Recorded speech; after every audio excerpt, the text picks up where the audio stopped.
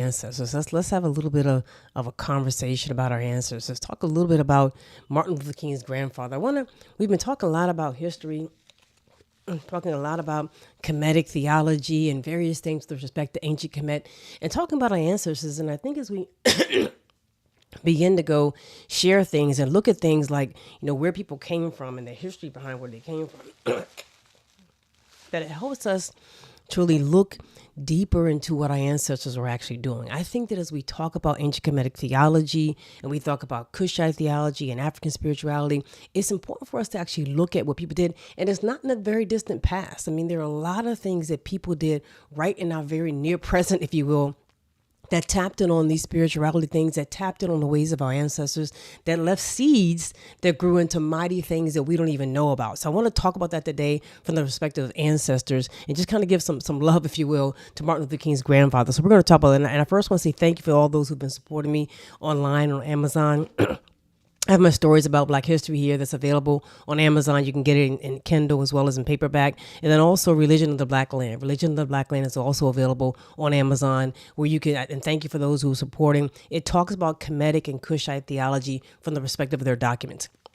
Not just what we say about them, what other people say, what did they say about what they believe? And I think that helps us put a very real kind of lens, if you will, on the things that we're talking about. To be able to apply what our ancestors did. This is what it's all about. It's not just history for history's sake. It's history for the ability and for the sake of applying it to our lives today to do something with it and to push things forward and to help our community. So I just wanted to talk about that. Thank you for those who support, and that's available on Amazon. So I want to talk a little bit about Martin Luther King's grandfather. And it's very significant to me because as I think about it, and I think about his grandfather and where his grandfather came from and some of the history behind his grandfather, it becomes a significant story, I think.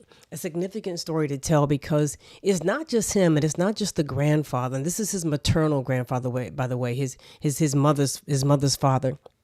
It's not just his story, it's the story of his father.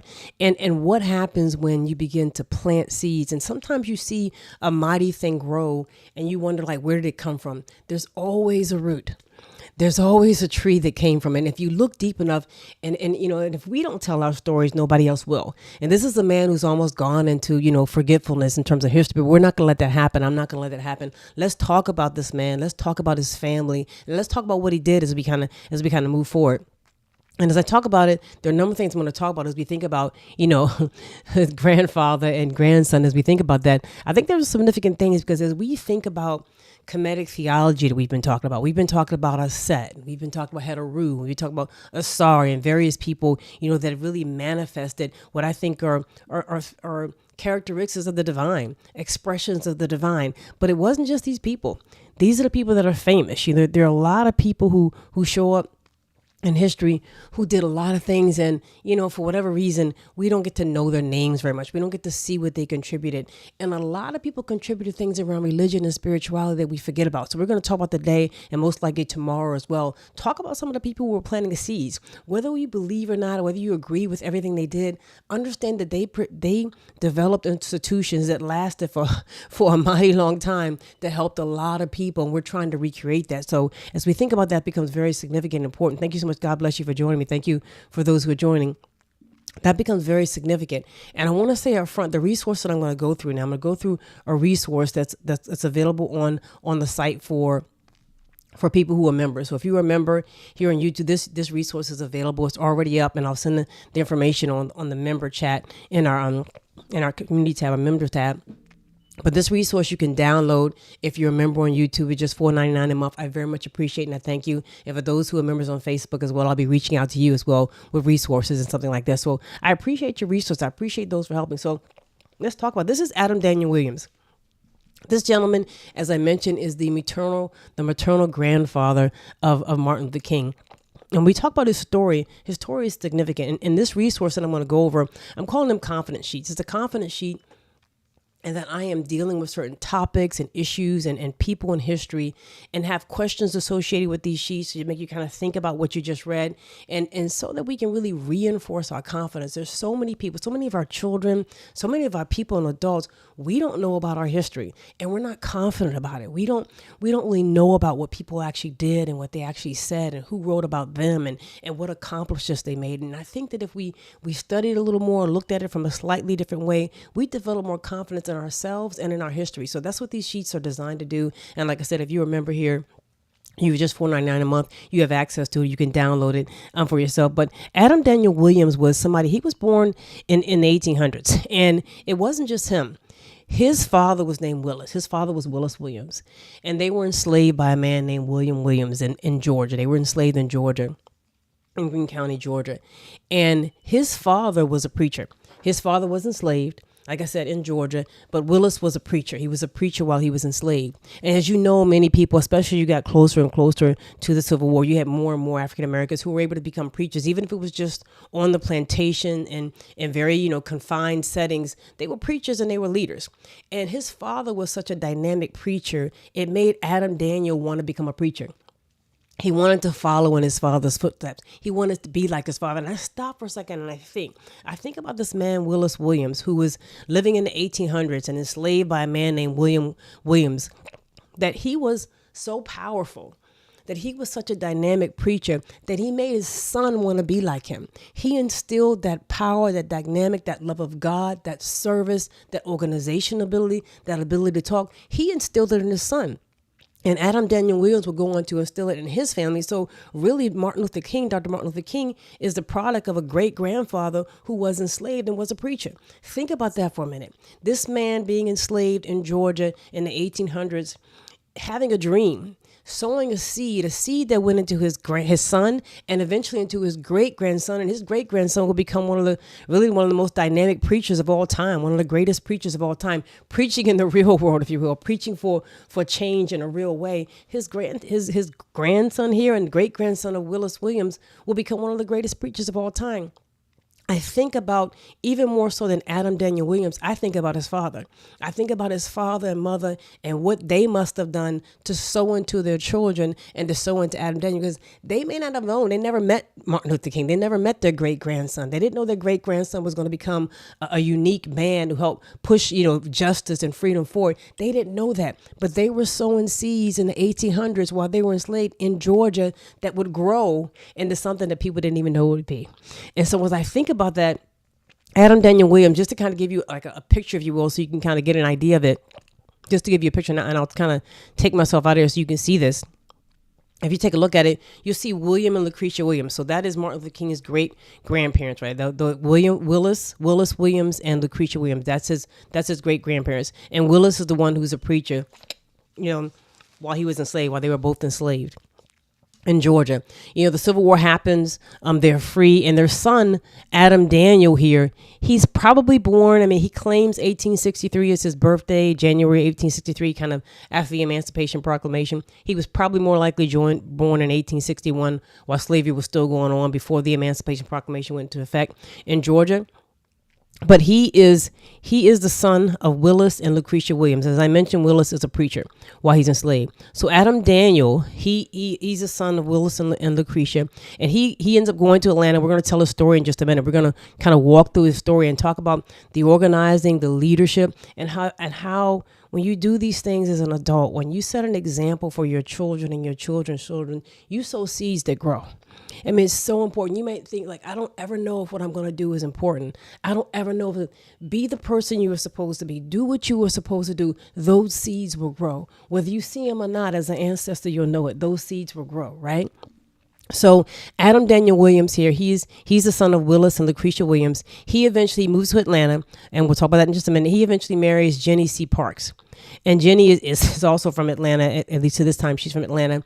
And they end up having, Jenny and Adam, and this is Adam here, end up having Alberta Christine. Now, they had 3 children. They had 3 daughters, but only one of them survived to adulthood. Just think about that for a second. The likelihood of him being the son of a preacher who was enslaved, him moving to Atlanta, him marrying, a nice woman, them having 3 daughters, and only one of them survives to adulthood. The one who survives to adulthood is about Alberta Christine, and she ends up being Martin Luther King's mother.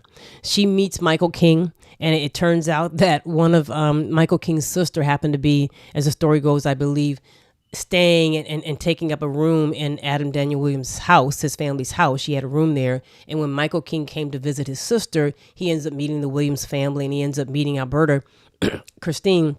And they eventually get married, and they end up having Christine King and Martin Luther King Jr., as well as Alfred Daniel. Now, obviously, Michael King would change his name to Martin Luther King and change his son's name as well, Martin Luther King Jr. But you end up seeing them meeting as a result of Adam Daniel Williams' work in Atlanta and them getting together and having 3 children. And so that's kind of the family tree on the mother's side. And you see this long history of preaching, this long history of a person being enslaved and standing up for themselves and being able to speak and instill into their child, Adam Daniel, the love of preaching, the love of God, the love of service, right? And of leadership. So what happens to Adam Daniel Williams? What happens to him as he moves forward? As I mentioned, he's born in 1861 or 1863, and when his parents pass away, he ends up moving to a different part of Georgia, and he, like many people, like many African Americans, obviously right after the Civil War, in the decades after the Civil War, has to work on a farm. You know, he ends up learning to read. His older sister helps him read, as well as the people in whose house that he's working and on a farm that he's working, they end up helping him learn to read too, and he ends up writing. So he is, you know, in some extent, kind of like a Frederick Douglass. He's on his own, finding ways to learn how to read, finding ways to learn how to write, being industrious. Always be a lifetime learner. If you can take it, always be a lifetime learner. Never let yourself be in a situation where you stop learning, because this man will go through his entire life reading. And even after he gets to the age of 30, which we'll talk about, he ends up going to Atlanta Baptist Seminary, which would become Morehouse College. Even after the age of 30, he continues to study and gets his degree because he's always pushing himself. Never stop learning. Just because you're out of school doesn't mean you should stop reading. Always be a lifetime learner. It pushes you so far. It makes you do so much with your life. So he ends up leaving, as I mentioned, and going to stay at another place in Georgia, because he is, you know, he has to find a way to eat. He and his family has to find a way to eat. And as they're doing that and they're finding a way to eat, he begins to have a calling on his life. And he starts to become baptized. He becomes baptized, and he eventually believes that he's being called to preach. And so what he does, he ends up coming, and it talks about him, you know, reading books. He ends up coming and accepting the call and coming in 1893 to Atlanta, Georgia. And he comes not to be the pastor of Ebenezer Baptist Church. He first comes to be a pastor of another church, Springfield Baptist Church, on Elm Street in Atlanta. And it was after several months of being there that he got an offer to be at Ebenezer Baptist Church, Ebenezer Church, and he accepted that offer, resigned the other place, and accepted the offer at Ebenezer. Now, when he became pastor at Ebenezer, there were only 7 members at the church. The church had no building, and there were 7 people who belonged to the church. Stop and think for a second. Ebenezer is one of the most famous churches in African American, you know, history, and in American history. It's one of the most, probably I guess, person history, then one of the most famous churches. And a lot of times I used to hear growing up that, oh yeah, Martin, the grandfather is the one that really built the church. But I never knew his name. I never knew anything about him or anything like that. But I want to give this brother his credit. I want to give him his credit because of the work that he did in Atlanta. So he's coming to Ebenezer. It has 7 members. They have no church at all. And he's kind of splitting his time between doing Ebenezer as well as other things. So he finally says, you know what? There's enough going on at Ebenezer that I'm going to commit myself to Ebenezer. Now, one thing that's important to understand is that this is at the time that the National Baptist Convention is also developing. So you're talking about the 1890s here, and the National Baptist Convention is growing. We're going to talk about that again tomorrow because there's more that goes into that. It ends up becoming one of the largest, if not the largest, institute of African American people at that time, with over 1 million members in the early 1900s. And stop and think for a second. And Marcus Garvey had obviously a wonderful organization that was large, but we also don't talk about the National Baptist Convention and what people were doing on the ground, even from a religious standpoint. A lot of the ways we organized was around religion. It was around God. It was around the source of God and the source of our creation. That's a lot of the ways we've organized throughout history, right? And Adam Daniel Williams was no different. Martin Luther King's grandfather was no different. So he began to really work on Ebenezer Baptist Church. And, you know, and after several years, a few years had gone by, it grew from 7 members to 700 members. So he ends up, blossoming in this whole congregation, and growing it to over 700 members, and he becomes a force in Atlanta. So you end up having the church just not being the church, but the church has like a Sunday school, it has a Baptist youth, Baptist Young People's Union, has a women's missionary club, has a literary club. Think about that. Here is a gentleman in the 1890s and early 1900s having a literary club and understanding and recognizing the importance of reading and recognizing the importance of industrialness and being practical about what you do, right? And so they end up, developing all these organizations within the church, but he also ends up to help build the National Baptist Convention and the State Baptist Convention, that whole organization within Atlanta and in Georgia. Now, Ebenezer, before it goes to the famous address that it's now at, it was that they ended up having a building that they were working with on Bell and Gilmer Streets. And they outgrew that. And it was around that time, around 1917 or thereabout, they started working on the building that's at Jackson Street and Auburn Avenue. And Auburn Avenue, obviously, is the famous location of Ebenezer Baptist Church, and it's the famous location of, obviously, Martin Luther King's family church. But here's his grandfather building this congregation from 7 people to 700 people. And the task of building this building that was on Auburn Avenue was up to about $25,000, which was an enormous sum, as you might imagine, in the early 1900s.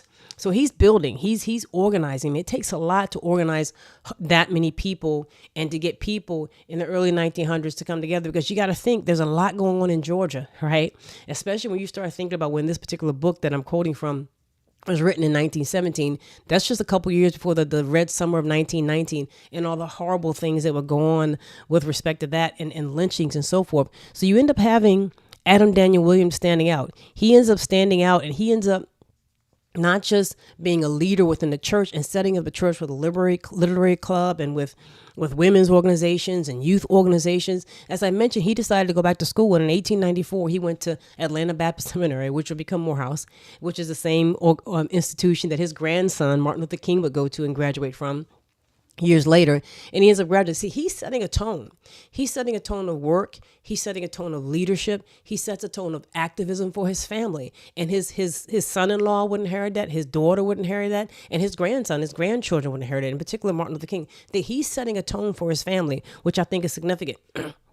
And it talks about in this particular article that I'm reading, it's a book from 1970 that's talking about him, in a very real contemporary sense. It talks about them that he continues to grow, that he is not afraid of trying new things, even if they ring true and if they are scriptural. Here was a man after the age of 30 who was willing to go to school to get a degree because he realized there was more that he could do. Imagine, being in a situation where you were challenged, right? And there's a lot that you could do or could not do, and you decide to continue to push yourself forward. Here you have Martin Luther King's grandfather continuing to push himself forward. He doesn't stop. He doesn't stop trying to learn. He doesn't stop trying to make himself better. He doesn't stop trying to help his family. He continues to push. And he ends up building what's almost like a little mini empire, if you will, in that whole area that is Atlanta and Ebenezer Baptist Church. And, as he starts to move forward, I mentioned that he gets married, right?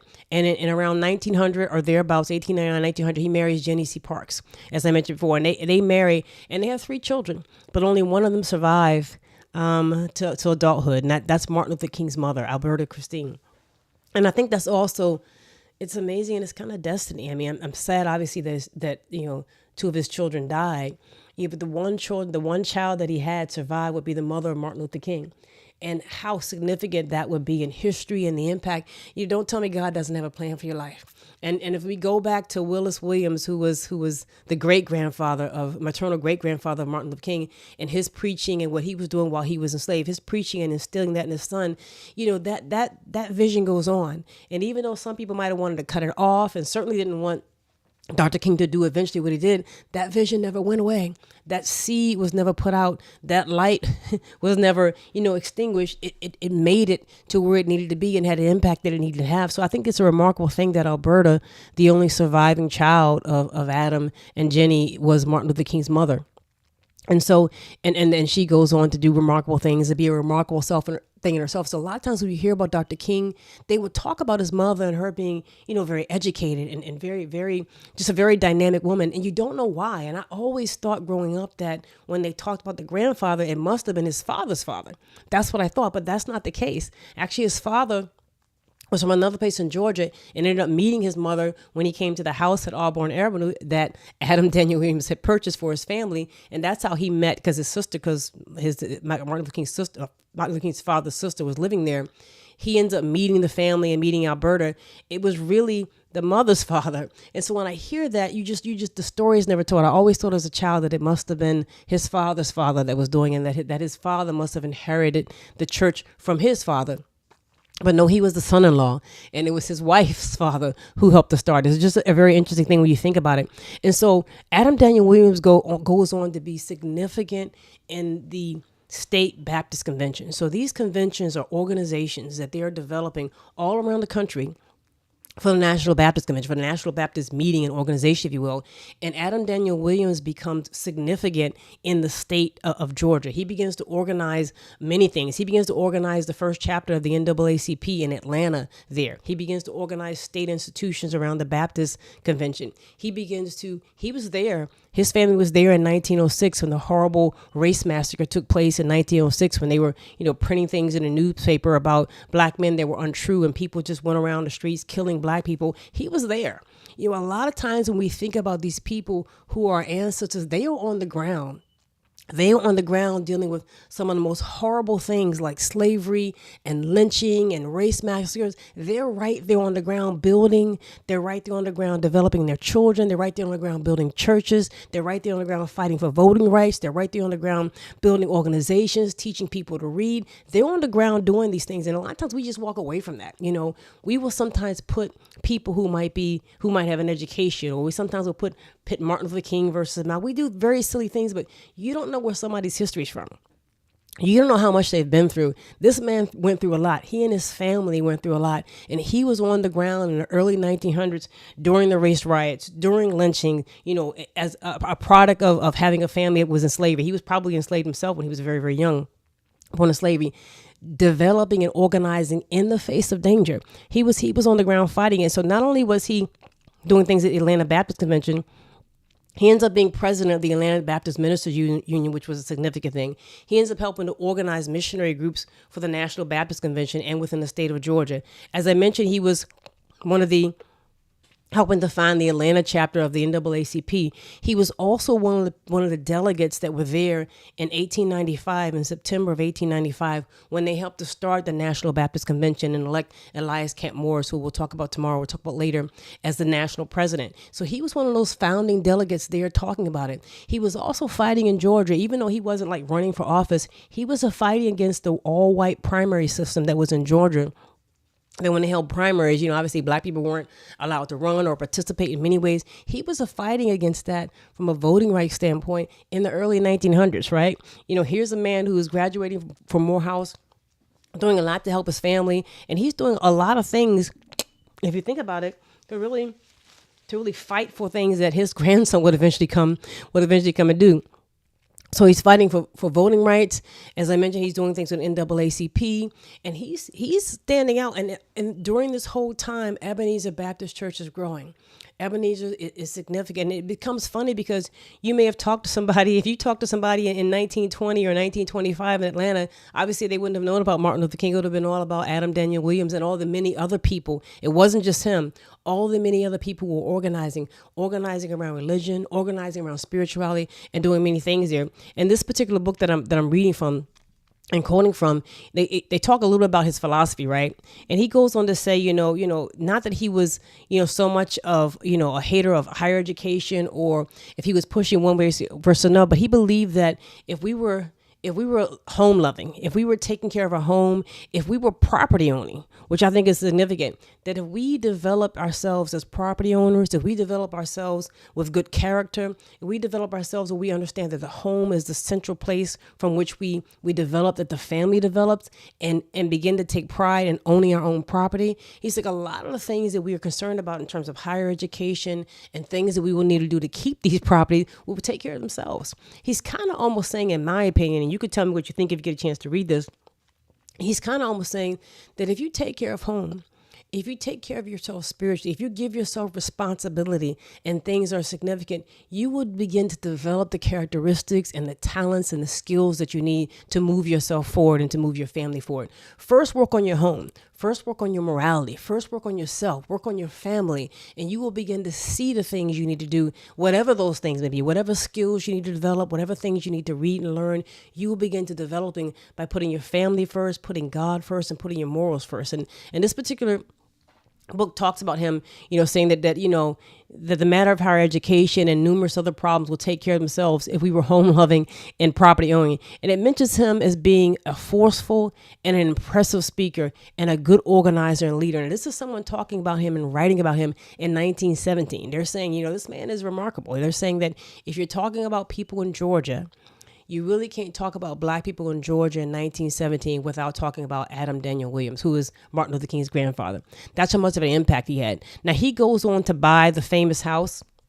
He and his wife buy the famous house at 501 Auburn Avenue, the house where Martin Luther King would be born. And this is the house where Dr. King's mother and father would meet. So that National Historic Site that's on Auburn Avenue, that he purchased it. The grandfather purchased it, and his family was there. And that's the building, that's the house within which Martin Luther King was born and his family was raised. And that's the house that's famous now. And if you look at this resource that I have, if you get a chance to look at it, I also include questions and food for thought, things that you can kind of think about as you're reading it, so that you're not just, kind of looking at it, that you're reflecting on what you read, because the whole idea is I want to build confidence. I want to build confidence in you and me and us and our children, in terms of that we look at our history and we look back at many things. We can see that there were many people like Martin Luther King's grandfather who were significant, who were on the ground, who were working to organize, who were being leaders, who were organizing around religion, who were doing things with higher education, who were doing things with reading, who were doing things to help people in the early 1900s and right after slavery and even during slavery, that we should remember and be proud of. So I just wanted to share that with you. I'd love to hear your comments down below to see what you think. I thank you so much, and I'll be back at you tomorrow with more information. Thank you very much.